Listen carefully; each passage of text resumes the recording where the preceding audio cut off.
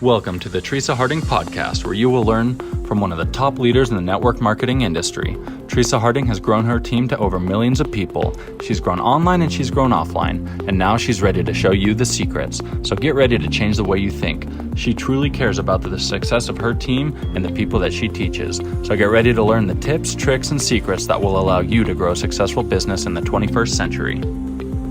I'm Teresa Harding, and this is the Teresa Harding Podcast. This podcast is for people who know that this industry is not about the network marketer anymore. It's about the people we serve and the change we can make in other people's lives. It's about the entrepreneur inside of each of us who's trying to find our voice. It's for the people who want to change the world and are looking for the most powerful way to make that happen.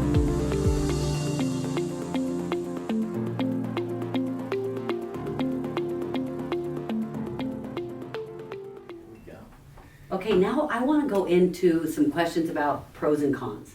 Like, people say, okay, is it better to work in the morning or at night? Is it better to... There are a lot of questions. People wonder what's best. Yeah. So those are the kinds of things I want to ask you about now. So the first question I have, which I was asking you at the gym, this was my test question. Okay. You didn't know was my test question. Does it matter if you work out in the morning or if you work out in the evening? Like, what is the difference for your overall health? That kind of thing. No difference. Doesn't matter. We see a lot of people that are successful in life, at least at the club that I'm at. It's more an affluent area.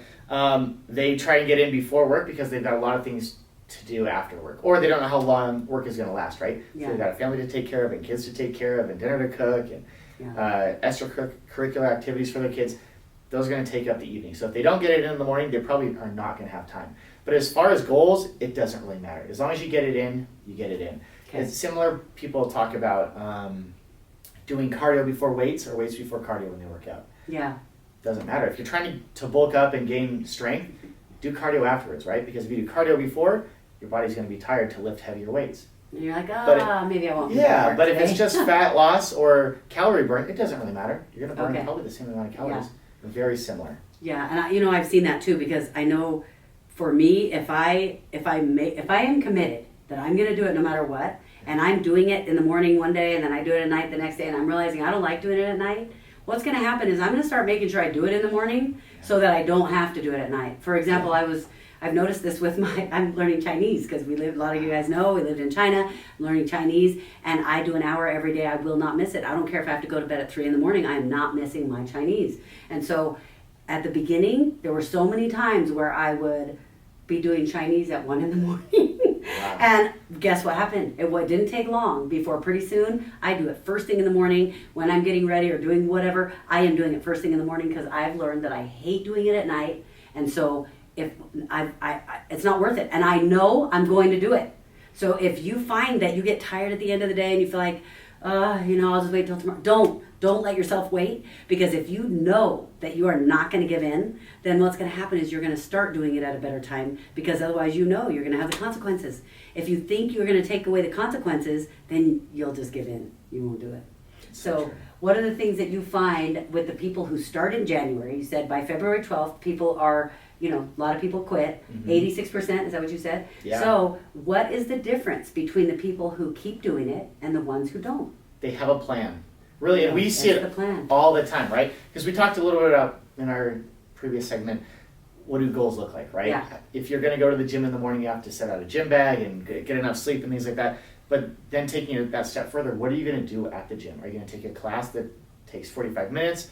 Right. Or are you going to talk to people? Are you going to do cardio? What are you going to do, right? Because especially if we're inexperienced, we go to the gym and we think, I should go to the gym. And then we're there, and we don't know what to do, right? And so people will jump on the treadmill because they know it gets the heart rate going and it burns calories. But it might not get them to their goal. So have a workout plan. Know who you're going to meet with, if it's a trainer or a friend or, like I said, a class. Yeah. And know what that workout's going to look like. Write it out beforehand, have a plan so you know how long it's going to take. Because also, if you go to the gym and you say, I should go because it's healthy, there's going to be no benefit for you. You're not going to know what to do, right? Or you're going to go and you're going to die off pretty quickly because you're not seeing results and you don't have programming that's going to get you to your goals, right? So have a very strict and organized plan. You might slip off here or there, a day gets too busy, you don't get enough sleep, or life happens, right? Yeah. But if you know how to get back on track the next day, that's the key. Okay, so leading into that, you made me think of this. So There are people who work out, they do 2-a-days, or they work, how long is a good amount of time to work out? Do you need to do 2-a-days? Well, you're saying give yourself a day off. If the plan includes 5 or 6 days, maybe I would recommend don't give yourself a day off until after February. Yeah. If you miss, don't beat yourself up. That's tell the me key. if I'm Don't wrong. beat yourself up. Here, this is one of my most, I think it's the best quote I've ever had. Okay. Because people need to hear it. People don't get better from training. They get better by recovering from training. Ooh, right? I like That's killer, that. right? So if you come into the gym day after day and now you're not eating right, you're not getting enough sleep, and you're beating your body down day after day after day, you're never going to feel good when you come to the gym, right? And I want people to feel good when they come to the gym. That's why we go anyways, right? Yeah. Not to beat ourselves up, not to lose sleep over it, not to be sore every single day. Being sore isn't necessarily bad, but it doesn't mean you got a good workout, right? So make sure you're taking enough time to recover, especially if you're going to be new into the gym or the working out aspect of your life. Really listen to your body. If you feel like you need some more sleep or some more rest, take it. Because when I was working with athletes, I would tell them the same thing, right? They would come back from a surgery or an injury and they think, I'm ready to go. The doctor said, well, it's cleared and I can go, right? And so they're going to go 100%, and that's usually a mistake. It's going to cause another injury. Or they'd be ready, they think, oh, I'm ready. The doctor said I should be good by now. And instead of really healing to 100%, they heal to 75%. So they can't give 100% effort, right? And it's the same thing with the general population.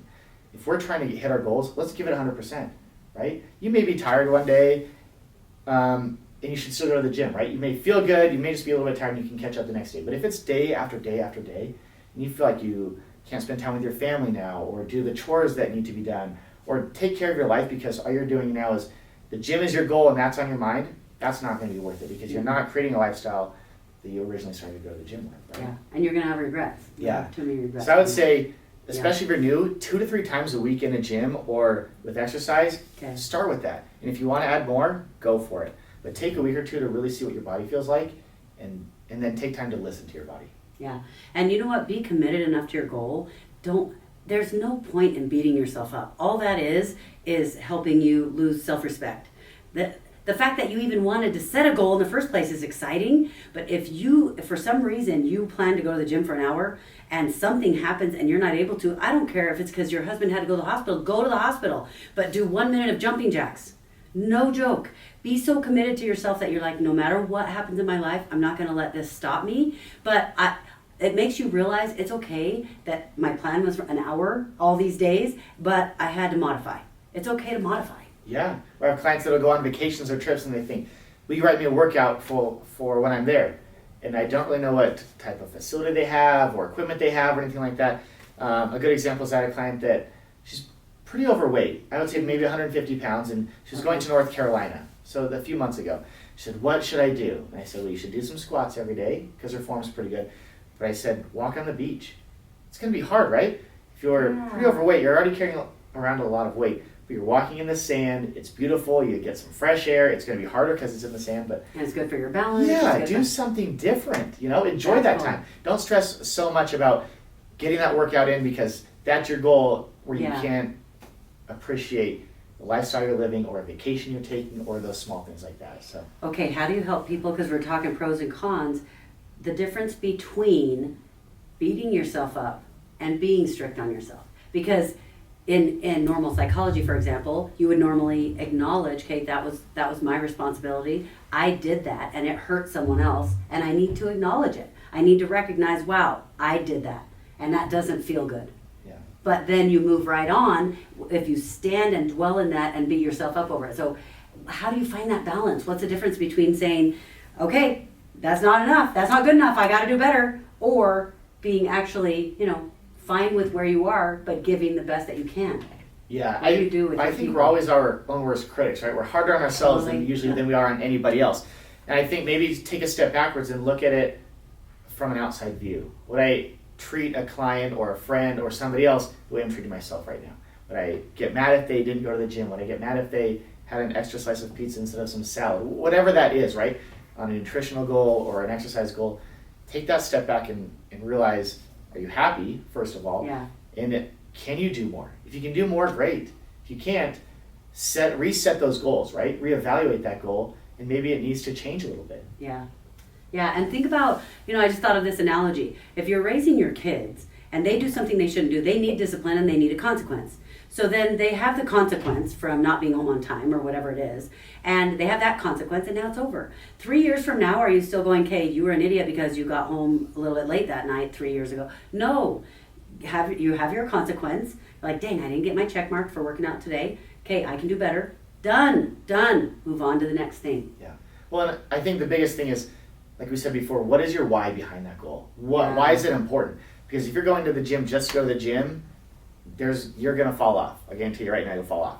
But if you have a why behind it, always remember that why. Get up and be thankful in the morning, or write something down that keeps reminding you of why it's important. You know what? I'm going to send you guys to my website, teresaharding.com. I want you to go to the resources tab, and inside there you'll find kind of a section on handouts.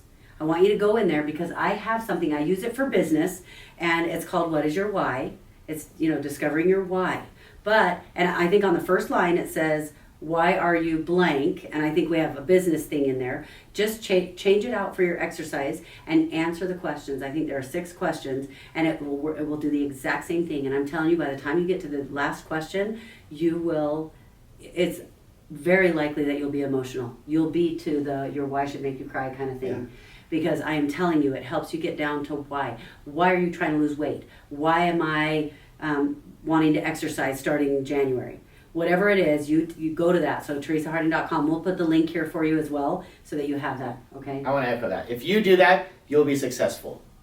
Cool. 100% of people are, because they have a reason behind it, right? Cool. So make sure you take the time, really put the effort and emotion into it to make that last for you. Cool.